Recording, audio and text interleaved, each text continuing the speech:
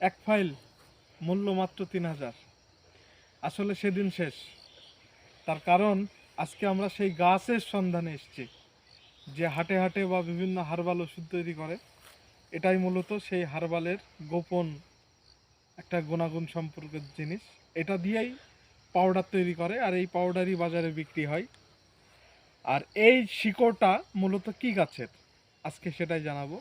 সেটা হচ্ছে আমার পিছনে দেখছেন বিশাল শিমুল গাছ।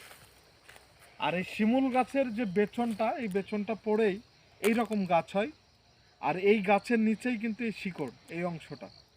এটা অনেক সময় কবিরাজির, যারা কবিরাজি করে মানুষকে ধোঁকা দেয়, তারা এটা শুকায়ে পাউডার করে আপনাদের কাছে বিক্রি করে হাজার হাজার টাকা ইনকাম করে নেয়।